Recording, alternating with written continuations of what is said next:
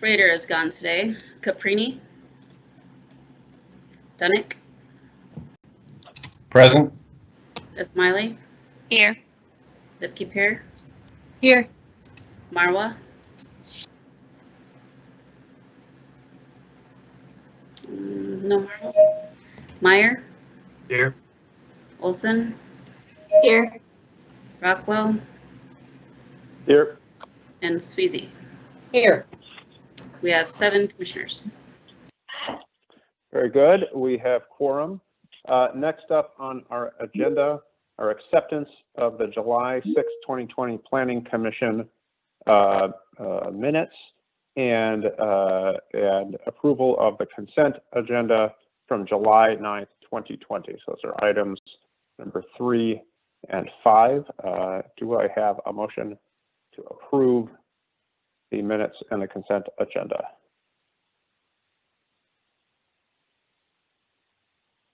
Commissioner Olson. So moved.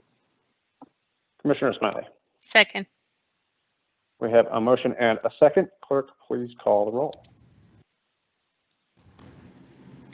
Dunnick. Aye. Ismaili. Aye. Lipke-Peer. Aye. Meyer. Aye. Olson. Aye. Sweezy. Aye. That's 6-0. That motion carries. Next up is adoption of the agenda for today's hearing. For those on the phone, members of the public, I will walk through the agenda item by item, naming the item. If you wish to testify on the item, please make your presence known. Otherwise, the item will be placed on the consent agenda. If you wish to testify against staff recommendation or to modify that staff recommendation, please let your presence be known. *6 unmutes you, and the agenda is available at lims.minneapolismn.gov in the Planning Commission page. So the first item up for potential discussion is item number 6, Minneapolis Park and Rec Board, portions of 39th Street West and Colfax Avenue South in Ward 10. Is there anybody wishing to testify on item number 6?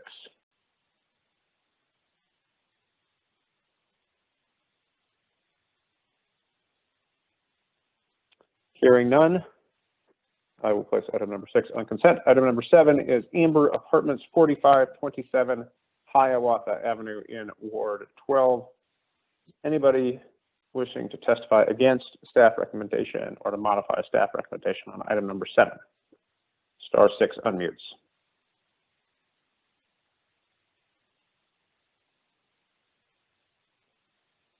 Hearing no one, I'll place item number 7 on consent. Item number 8 is Abbott Northwestern Central Utility Plant at 801 East 26th Street in Ward 9. Is anyone wishing to testify against staff recommendation on item number 8?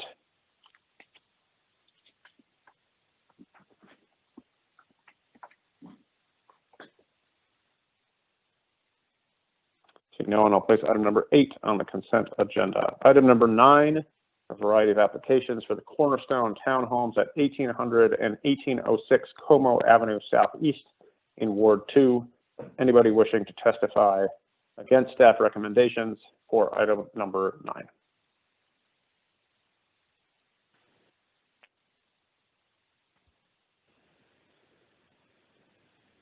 Hearing none, I'll place item number 9 on the consent agenda. And item number 10. I did press *6. I would like to speak. Very good. We'll place, and I'm sorry, that is item number 9, the Cornerstone Townhomes? Correct.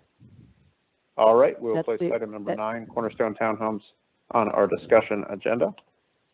Thank you. And item number 10, 801 15th Avenue Southeast, 800 and 808 14th Avenue Southeast, and 1415 8th Street Southeast in Ward 3. Anyone wishing to testify against or to modify staff recommendations on item number 10, please press *6 to unmute yourself and let us know if you wish to testify. Item number 9 on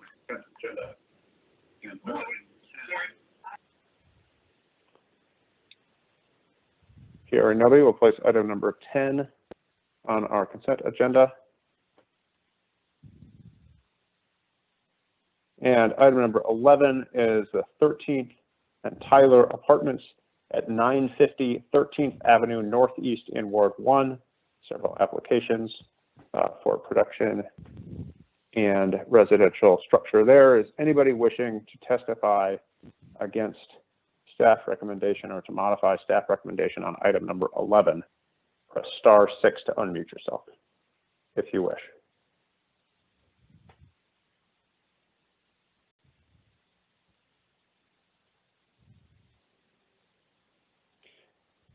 Hearing no one, we'll place item number 11 on our consent agenda.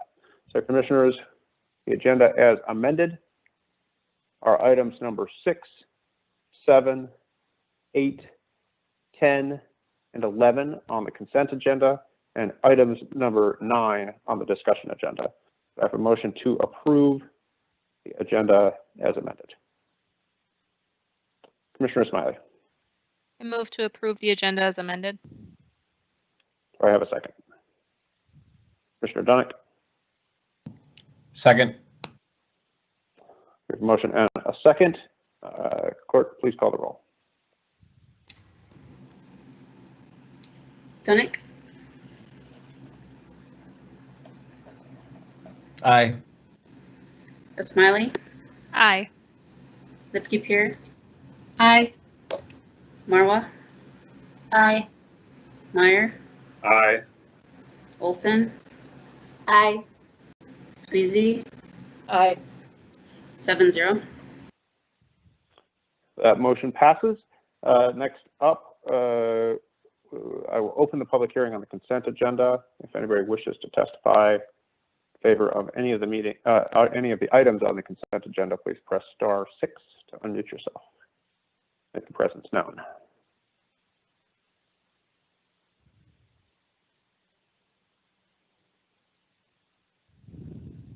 Hearing no one, I will close the public meeting on the consent agenda. Commissioners, do I have a motion to approve the consent agenda?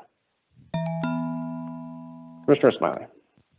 I move to approve the consent agenda as with recommendations from staff. Thank you very much. Do I have a second? Commissioner Dunnick. Second. We have a motion and a second. Clerk, please call the roll. Dunnick, Aye. Smiley, Aye. Lipke-Pier, Aye. Marwa, Aye. Meyer, Aye. Olson, Aye. Sweezy, Aye.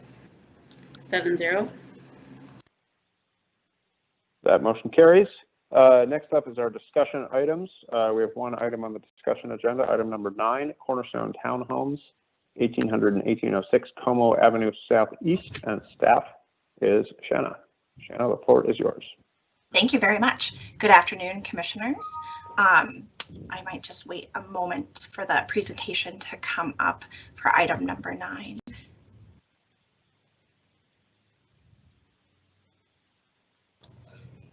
So item number 9 is the Cornerstone Townhouses located at 1800 and 1806 Como Avenue Southeast. And next slide, please.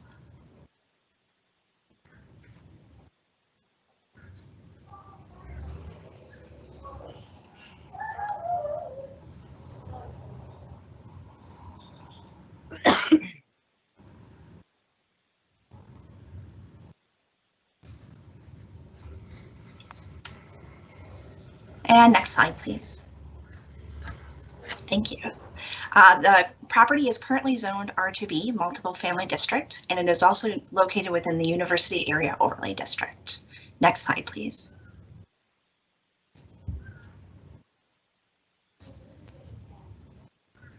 The proposed project is to construct a new 3-story, 8-unit townhouse building. The applicant is proposing to demolish the 2 existing single-family dwellings that are located on each of the properties in order to construct the proposed 8-unit building. The applicant is also proposing to add 8 off-street parking spaces to the rear and bicycle storage buildings as well. The applicant has provided a petition to rezone both properties at 1800 and 1806 Como Avenue Southeast from the R2B district to the R4 multiple family district to allow for more than 3 units on the combined parcels. Next slide, please. The applicant intends to retain the University Area Overlay District. So in addition to the rezoning, the applicant is also seeking variances for setbacks and parking. And finally, the proposed project is also being evaluated for site plan review. Staff has received a number of letters and emails opposing the proposed project. Copies of those emails and letters are included in the public record and have been provided to the City Planning Commission. I'm going to walk through the staff recommendation with findings. So for the proposed rezoning, staff is recommending approval of the petition to rezone the properties from R2B to R4. The subject properties have a future land use designation of neighborhood mixed use, which allows for residential uses on all floors. The applicant is proposing to rezone the property to allow for greater residential density. The R2B district allows for multiple family uses, but the maximum density is 3 units. Staff finds that the proposed R4 district is compatible and consistent with the neighborhood mixed use designation of the property. The property is also located on a goods and services corridor, Como Avenue Southeast. Goods and services corridors encourage greater residential density and in order to support nearby commercial uses. Goods and services corridors encourage frontage along streets that is consistent with commercial zoning as the proposed application is. While the applicant is not seeking commercial zoning, this additional residential density will support the goods and services nearby along on Como Avenue Southeast. Next slide, please. The proposed rezoning from R2B to R4 will allow for building heights from 1 to 4 stories in height. So the built form guidance for these properties along Como Avenue Southeast is Corridor 4. Additional stories up to 6 may be considered if a taller building is needed in order to achieve comprehensive plan goals, and the proposed building before you today is 3 stories. Staff further finds that the proposed rezoning is consistent with Policy 1 for access to housing, Policy 4 for access to commercial goods and services, and Policy 6, pedestrian-oriented building and site design. So staff is recommending approval of the proposed rezoning because staff finds that the proposed rezoning is consistent with the aforementioned goals and policies in the Minneapolis 2040 plan, the city's comprehensive plan. Next slide, please. The applicant is seeking 2 setback variances. So you can see on the slide before you today, those setbacks are drawn in black lines. The setback is increased along Como Avenue Southeast due to the location of adjacent residential structures, and then also is increased from the minimum 15 feet along 18th Avenue Southeast. So we call this type of lot a reverse corner lot. So I'm sorry, were there questions? Okay, I'll keep going.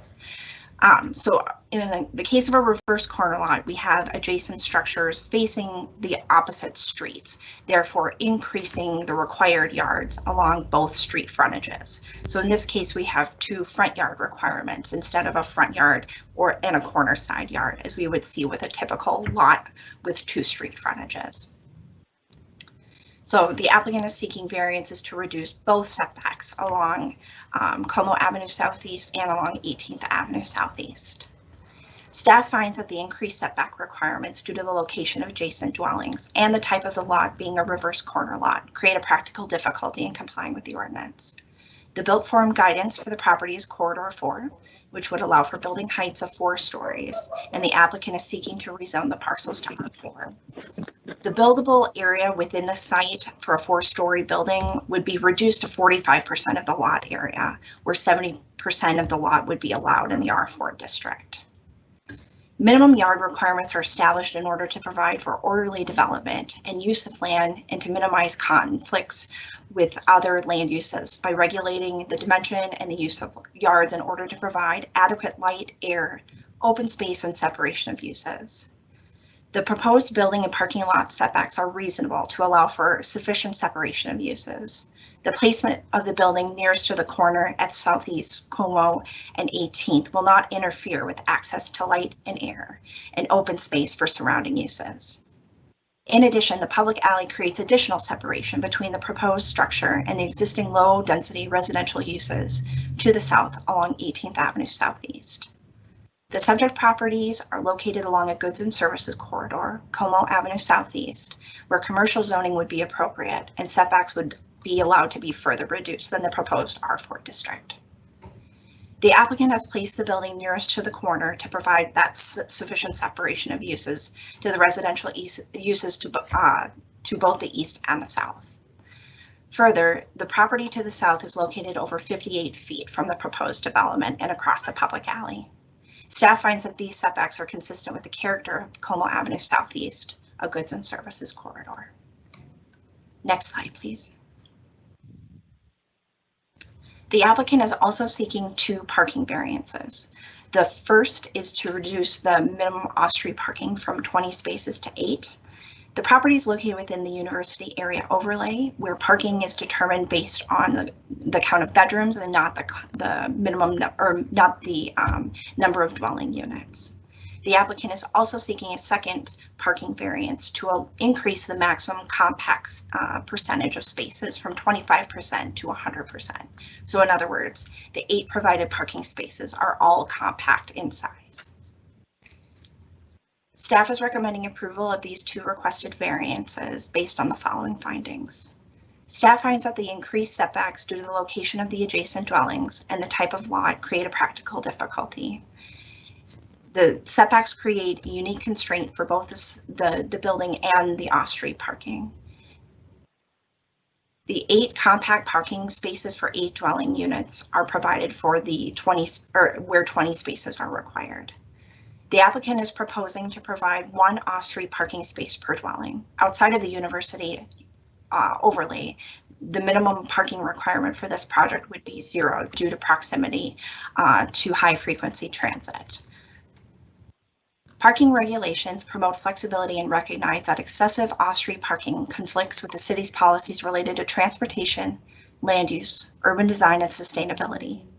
The university area overlay is established to ensure high-quality residential development through site design and off-street parking regulations that acknowledge unique demands placed on land uses near a major educational and employment center. Recently, on June 26, 2020, Councilmember Fletcher gave a notice of intent to introduce subject matter of an ordinance amending off-street parking and loading regulations as called for in the Minneapolis 2040 plan, including the University Area Overlay District.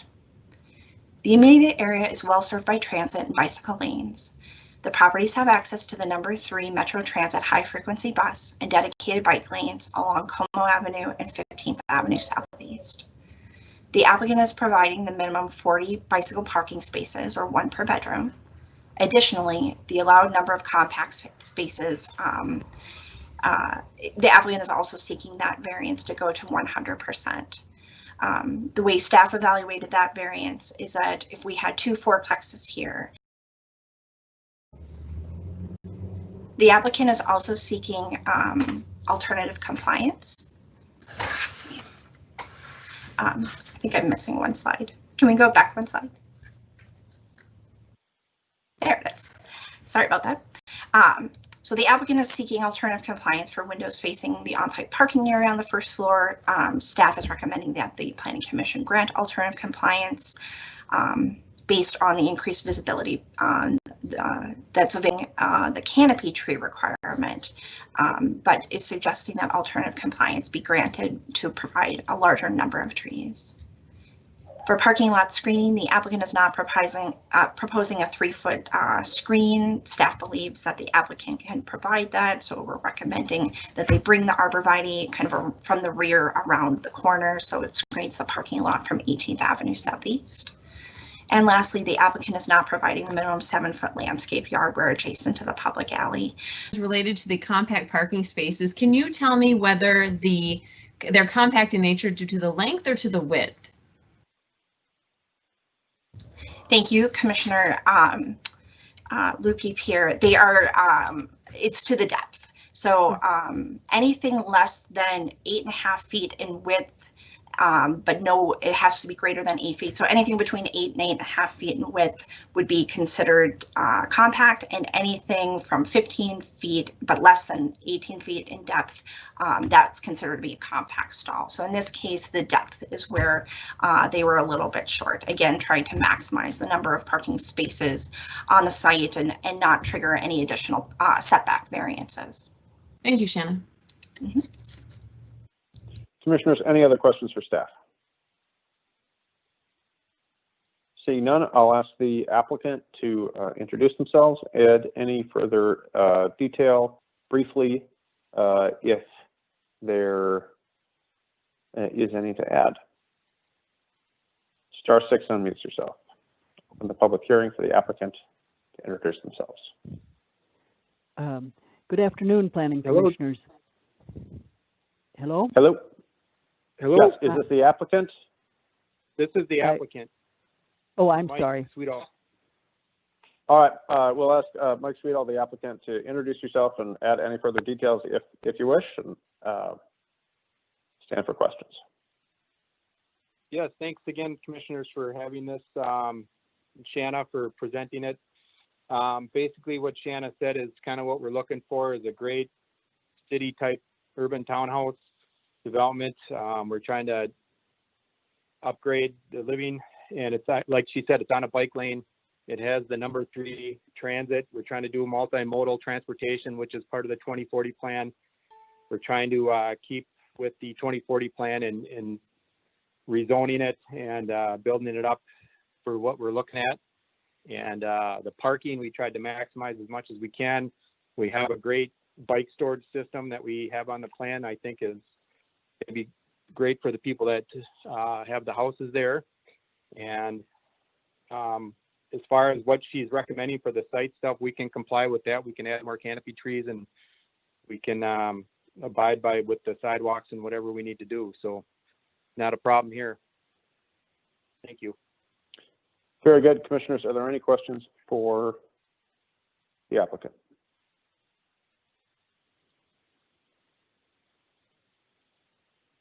Seeing none, we'll move on to other testifiers in the public hearing. Is Katie Fournier on the line? Star 6 unmutes.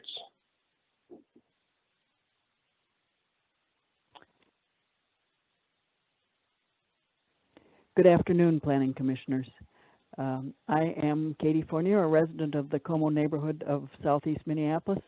I'm not a member of the neighborhood board, but I do chair the Southeast Como Improvement Association Livability Committee. I also represent the Improvement Association on the University District Alliance Board, a coalition of the city, the university, and the 4 university district neighborhoods. I fully support the letter from the Improvement Association's board, which I believe you received this morning. And I would like to call your attention especially to the last 3 paragraphs of the letter. And I'll quote a little of that for you.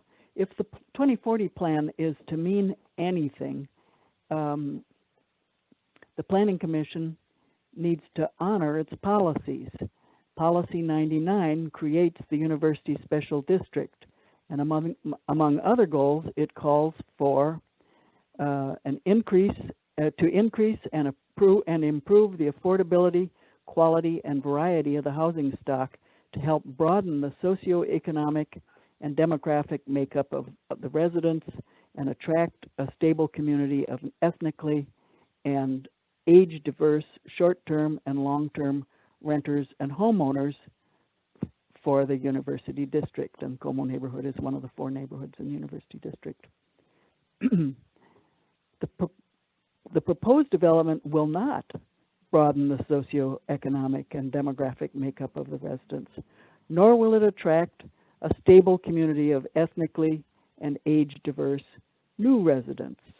one of the proposer names for this site plan is Go Gophers Rental.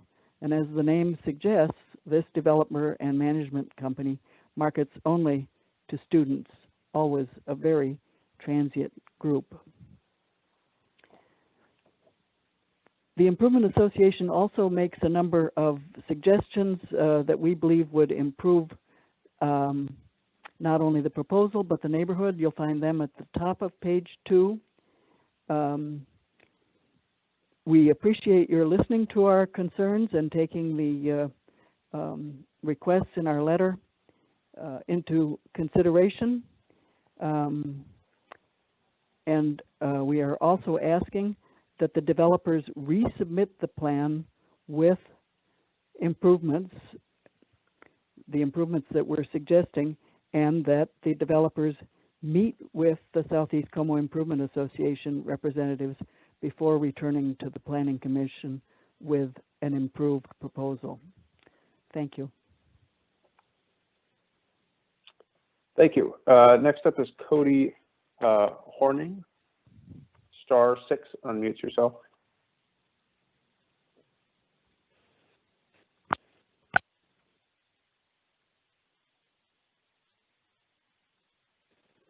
Is Cody Horning on the line? I think I'm on now. Is that correct? You are. You are. The floor Okay. is yours. Thank you, Commissioners. Sorry, I had a bit of trouble unmuting. I'm a graduate student, the graduate student representative for the Southeast Como Improvement Association, and I'm a graduate student at the University of Minnesota. Along with Katie, I'm also a member of the CEQIA's Executive Committee. I work closely with Katie, but also the whole district on zoning issues and development issues in the district. I do want to just point out that Katie is correct. We worked very hard to get the university district overlay into the 2040 plan. We also worked to get our small area plan into the 2040 plan. The reality is that and the reason that we made a change for a half parking spot per bedroom is because the reality of it is that 8 parking spots, compact parking spots in an area that's already high density for 40 bedrooms is just not enough. These streets are being flooded by students whenever there's sports games, whenever there's class in session. These students are parking in this area, and it's making it very congested and very dangerous. In addition, the parking lot with 8 compact parking spaces is just not sufficient. Many students are bringing their cars. Our rates are above 50%, not at, 8 out of 40, that's 20% or less. That is just not realistic. People will be parking on the street from this building. And in addition, I know Mike's company and his affiliate Go Gopher very well. These are student-oriented housing. It's exactly what the university district overlay relates to. And and this is going to be very much so student-oriented. And students are going to bring cars, and they are going to want to park, and they're going to park on our streets.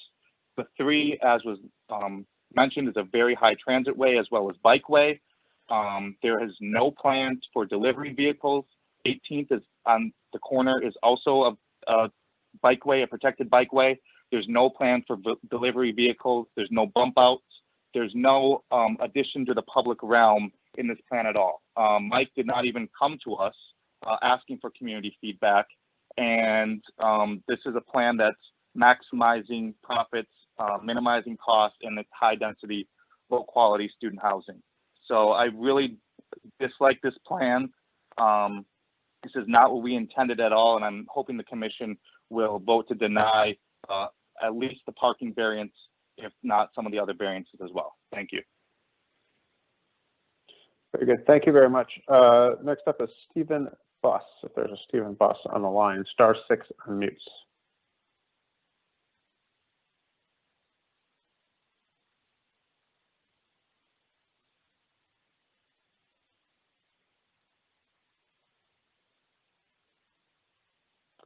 Stephen Buss, if you're speaking, we cannot hear you. Please press *6 to unmute yourself.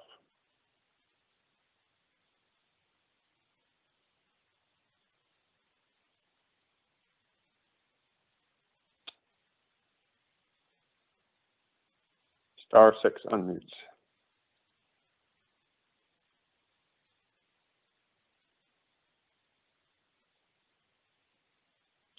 In the interim, while Stephen Buss is looking to unmute, if there's anybody else wishing to testify on this item who has not already testified, please press *6 and let us know you're here.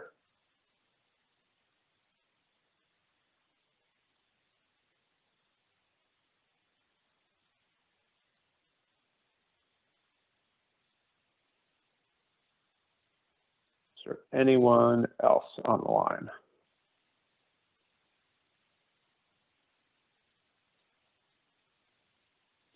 Hello, it's Mike. Yes. Hello. See, I just wanted to reiterate the, as far as some of the comments made. Wait. Yeah. Hold on. We're still waiting to see if there's other folks who are trying to testify first here. All right.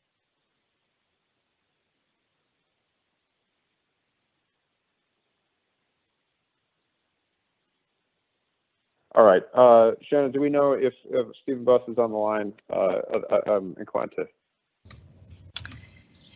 I don't believe, I have spoken with Stephen Buss so far, and I'm not sure that he is on the line. All right. I'm going to close the public hearing if Stephen Buss is able to unmute. Then we can reopen it briefly. I'm going to close the public hearing, and if folks have clarifying questions for the applicant, by folks, I mean commissioners, then you can address those, but we're going to hold to one testimony per folks. Commissioner Meyer.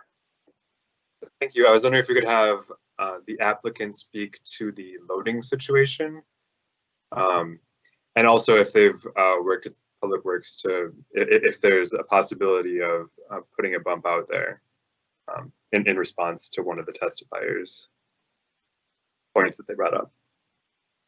Great. I'll ask you to respond to that. Have we talked to Public Works? Not yet, but we definitely can as far as that issue is concerned, yes. And the loading situation, we want to make sure that vehicles aren't blocking the bike lane during move in and move out. We have, you can, through the alley access, there's plenty of loading and unloading where you can access dropping off and picking up via the alley and the parking lot area. Okay.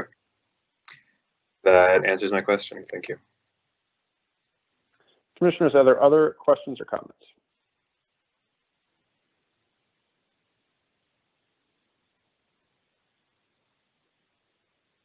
Or would somebody like to, Commissioner Smiley? Thank you. And I just wanted to ask the applicant related to one of the comments that was made about basically lack of engagement with the university group.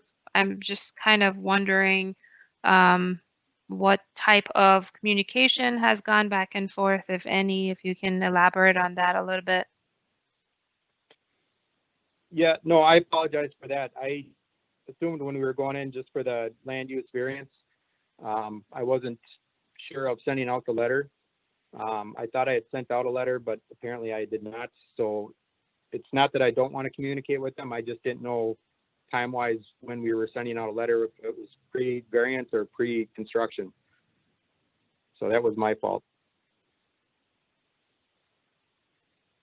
But we're more than happy to work with the community in the area for sure. Commissioners, other questions or comments? Or would someone like to start us off with a motion?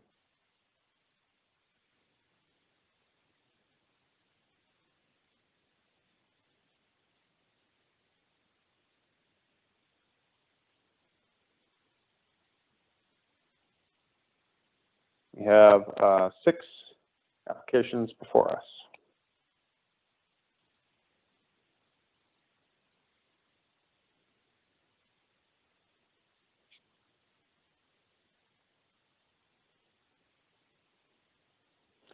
Anybody like to start us off the motion, or are there any further questions for staff or the applicant?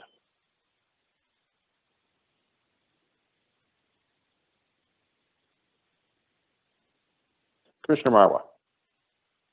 Hi, I had a quick question. Just wanted to better understand, Shana, about the University Overlay District that the neighborhood was just referring to. Do you mind kind of just explaining what exactly that overlay district is and does, and how this could, is this in any way not aligning with that? I just want to better understand. Thank you. Thank you, Commissioner. The property is located within the University Area Overlay District, which allows for, it's more permissive in some ways. So for example, the parking location and the ability to do more compact parking spaces are allowed, and it also includes some more restrictive ordinances. So for example, as I mentioned earlier, if this 8-unit building were outside of the University Area Overlay with proximity to high frequency transit, as is the site, the off-street parking requirement would be 0. But because in the University Area District we regulate parking based on the number of bedrooms, the parking requirement increases from 0 to 20.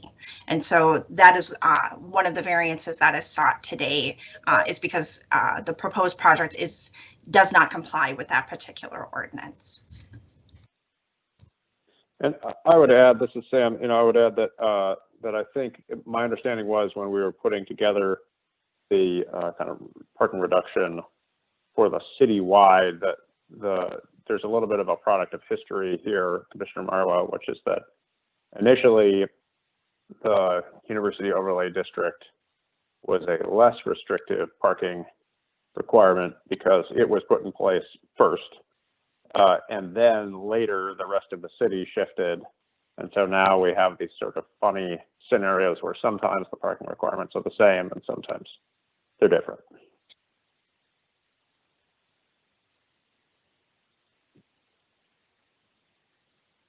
Any further questions for staff or for the applicant? Or would someone like to start us off with a motion?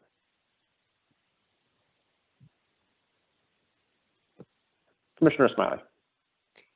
Thank you. And I just wanted to ask Shanna, related to the engagement that was just talked about, and kind of like misunderstanding / confusion in terms of the order or pieces of the work that need to be done. Is there still any opportunity for engagement, or would you say that at this point it kind of has passed that benchmark, if you will? Thank you, Commissioner Marwa. We have a copy of a letter that was sent to the neighborhood association provided by the applicant, as they are required to do. It's dated June 4th, so I'm not sure if the applicant misspoke earlier, but we have a copy of that notification. So ahead of making a general land use application, as the one we have before you today, the applicant is only required to notify the neighborhood association in writing. So it could be done in a letter or an email, or attaching a letter to an email, and that's part of our completeness review. So before we can deem an application complete, we have to have the applicant provide some information that they have notified that neighborhood association. So in addition to that notification, the city also provides a number of notifications. So we notify the neighborhood association 21 days prior to today's date with the listed land use applications that are required, and also my contact as a staff member if there are any questions. And Southeast Como followed up with me directly, and we had a few email exchanges to make sure that we could have representation today in our virtual hearing, and then we also included their letter in the packet today. The applicant is not, however, required to attend a neighborhood association meeting and directly provide or implement feedback from from the neighborhood association. The regulations are really out of what we review in our staff report. So in this case, we review rezoning for findings of fact related to comprehensive plan policies and goals. For variances, it's the 3 required findings. And then site plan review is our consistent way of applying landscape, building placement, parking lot location, et cetera, to sites citywide. So the applicant would be required to comply with Chapter 530. Certainly, we always encourage the applicant to work with the neighborhood association and the neighbors to kind of really find the best fit for our project, making sure that it complements the neighborhood and specific feedback could be provided. I would say that based on the recommendations from staff, if the applicant were to meet with the neighborhood and go above and beyond the conditions of approval, that would be certainly, I think, in everyone's interest. But as far as what the regulatory obligations of the applicant, those have been met. Excuse me, could I provide some background about what happened? I'm sorry, we can't, the public hearing is closed. Thank you. Commissioner Smiley, Commissioner Lipke-Pierre. Yeah, I had a question for staff. So Shanna, help me understand this just a little bit then. So what I'm hearing is in the 2040 plan, I know we no longer do small area plans. So it seems like the bits that we, chose to still include in the 2040 plan kind of were vetted through long range planning. So part of me is wondering, given the variance request to reduce the amount of parking from what is still required based on a small area plan that we kept in the 2040 plan, which is 20 stalls down to 8. Can you go over just specifically what the practical difficulties were that led toward the recommendation for approval, given that the condition seems to be something entirely created by the applicant through the size and scale of their development? Thank you, Commissioner Lipke-Pierre. So I will point back to the staff report. Staff found that there were unique circumstances to this particular site, given the constraints of those increased setbacks and the type of lot being a reverse corner lot. It really reduced the buildability of a building, particularly if it had any surface parking. I think at one point with 20 spaces that would be required, the buildability of the site was somewhere in the 20% of the site range. So it's the setbacks that create the practical difficulty for the location of the building and the off-street parking. And I would probably add the comprehensive plan also gives direction to take a look at minimum off-street parking requirements. And as I mentioned earlier, recently, Councilmember Fletcher has given a notice of intent to introduce subject matter. And I believe that's going to the Business Inspections and Zoning Committee tomorrow afternoon, directing staff for a subject matter introduction for off-street parking and loading, including the university area overlay.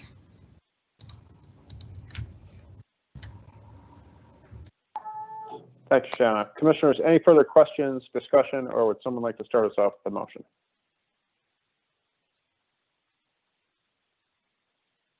Commissioner Meyer. Thank you. I move to approve items A through F as recommended by staff. Commissioner Olson. Second. We have a motion and a second to approve items A, B, C, D, E, and F, consistent with staff recommendations and with the suggested conditions. Commissioner Lipke-Pierre. Yeah, I just had one comment in regard to variance E with the approval of the 100% compact stalls. I just question, given the fact that it's their length, not their width, that's being proposed.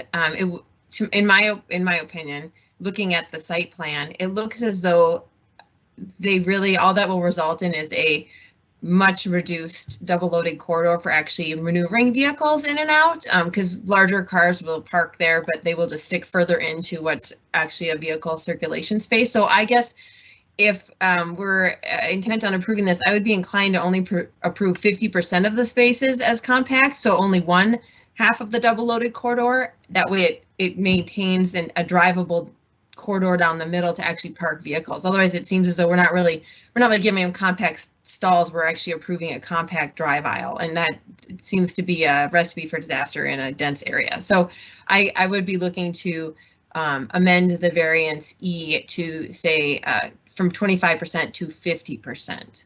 Thank you. So I'll take that as a motion to amend. A motion to amend. Is there a second on the motion to amend? And then, Shanna, there's a staff clarification, and then I really apologize. I should have zoomed in a little bit closer into the plan. That's my eyes not working great on my little laptop right now, so my apologies. They are 8 feet in width, so to require them at 8.6 in width, they would have to make some changes to the building in order to allow for appropriate separation. My apologies, I misread the number. Shanna, just real quick then, is the length also still compact then, or is that actually a traditional sized parking stall lengthwise then? As proposed, they meet the definition of compact. So they're 8 feet wide and 15 feet deep. They do have a 22-foot drive aisle behind the stalls that allows for two-way maneuvering. So Okay, again, sorry for that. No, thank you. I think my motion or my request still stands then, because I think that 15 instead of 18 feet on both sides is really eating 6 feet into the drive aisle, and that at a 22-foot drive aisle is actually not a lot to maneuver vehicles backing out. So. I'm sorry, Commissioner Lakeith here. Is the motion then to reduce the number of compact stalls, or to condition the compact stalls length? I guess I could be open to either. In reality, it's 4 stalls, which at 6 inches each, as the deficit's only 2 feet to the building design. I'm not sure. I'm not the architect. I don't know if 2 feet off of one part of the building will really jeopardize the project or not, but I certainly think that the length of the stalls needs to be longer, and they seem to have the space heading toward 18th to accommodate it. Commissioners, this is Kimberly. If I could clarify, staff may need to do some analysis to make sure that modification wouldn't trigger additional variances, such as variances to the drive aisle width or parking spaces in a required yard or too close to the building. All right. Where are we on the 60-day rule, Kimberly?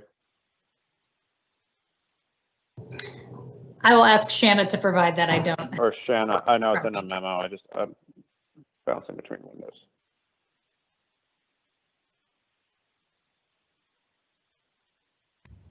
Sorry, too many buttons to push. Just a moment, please. Let's see. There we go.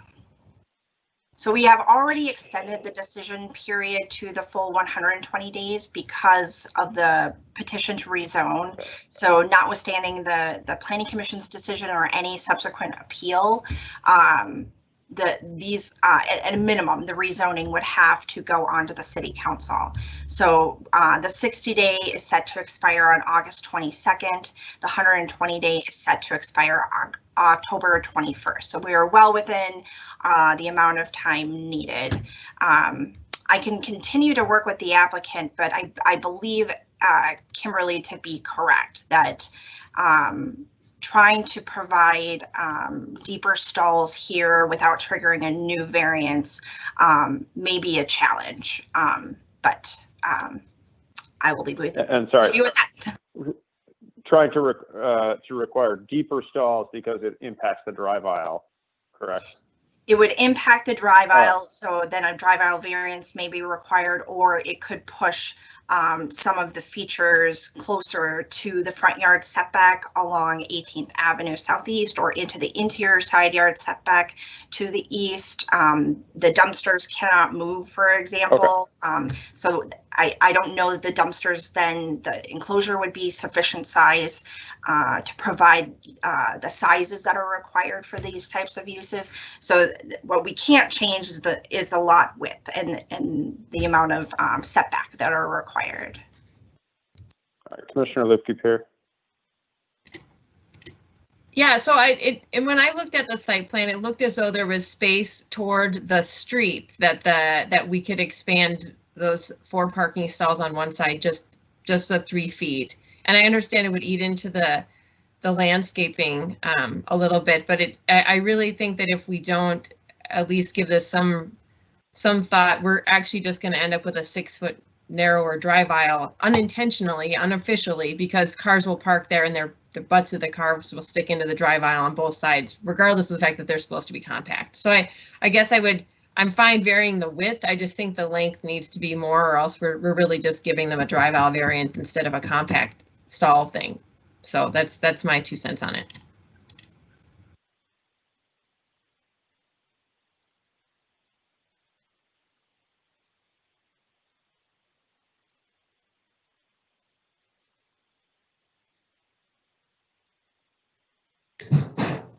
So this is Kimberly again. I guess I would just caution the commission that perhaps maybe a condition of approval to work with staff on increasing the length of those stalls or something to that nature. If we just require that the compact stalls be the full length, it is very likely that we are going to be triggering additional variances and bringing this application back to the Planning Commission. All right. So, okay, I think we have enough information, which which includes a lot of uncertainty about what the next steps are here. So I would ask Commissioner Lipke-Peer to clarify your amendment with if you wish, and then I'll ask for a second on that and a vote on that amendment to the original motion. Thank you, Chair Rockwell. Yeah, so I guess my clarified amendment would be in regard to variance E, to approve the variance to increase the maximum percentage of compact parking stalls from 25% to 50% for the length requirement only, but still allowing the minimum or the maximum width of 8 feet for compact stalls on 100% of the stalls in the lot.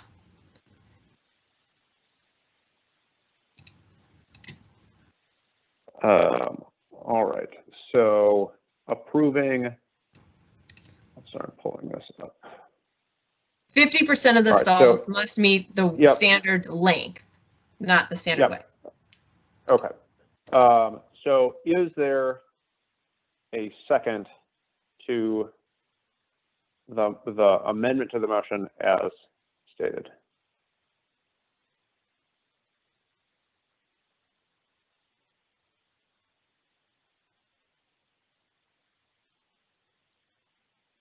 Commissioner Smiley, I know that you had indicated a potential second. Yes. Commissioner Marlowe. Okay, there we go. I second the Lipke-Peer's amendment to the motion. All right. So to clarify, we have a motion to amend the original motion to increase the, sorry, I'm pulling this up, maximum percentage of compact parking stall widths from 25% to 100%, and maximum percentage of compact parking stall lengths from 25% to 100%. Commissioner Smiley, comment. Actually, I will go after Commissioner Meyer. I think he's in the queue before me. I think Commissioner Meyer wishes to speak after we have sorted out all of the stuff on this amendment. Okay, okay, that sounds good.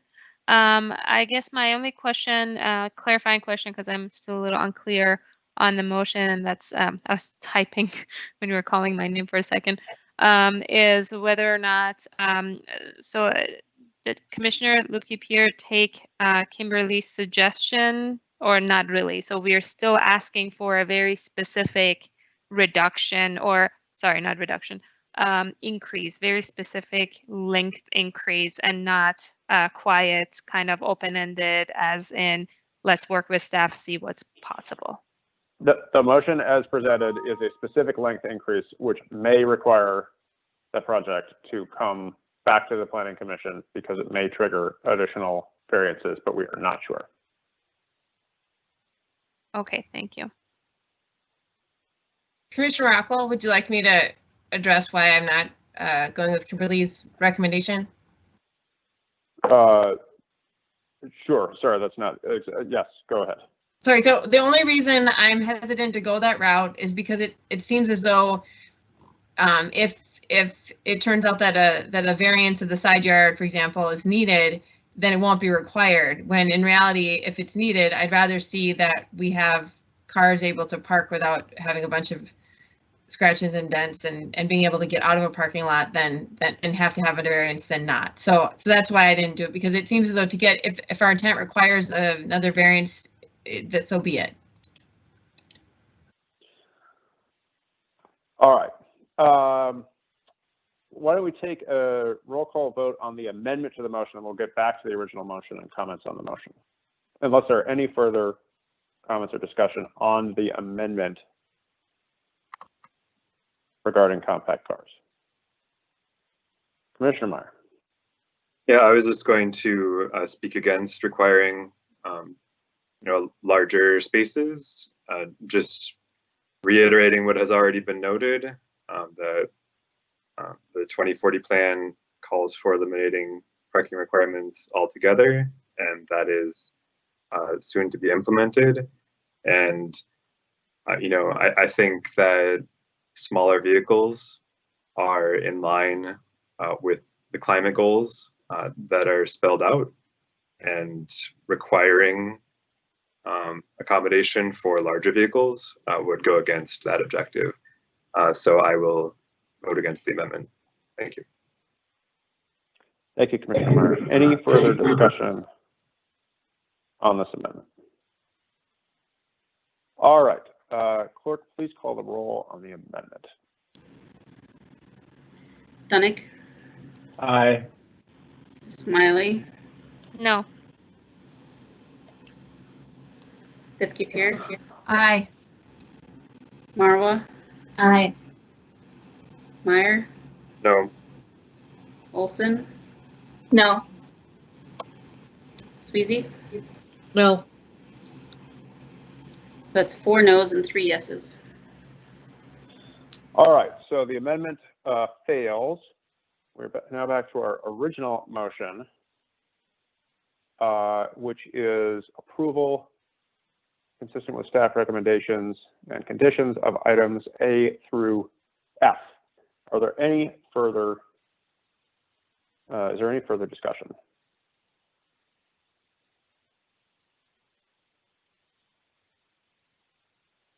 All right, seeing none, we did hear a little bit about how this project does or does not fit into the 2040 plan. I took the point of the folks who testified that we have goals in the university area to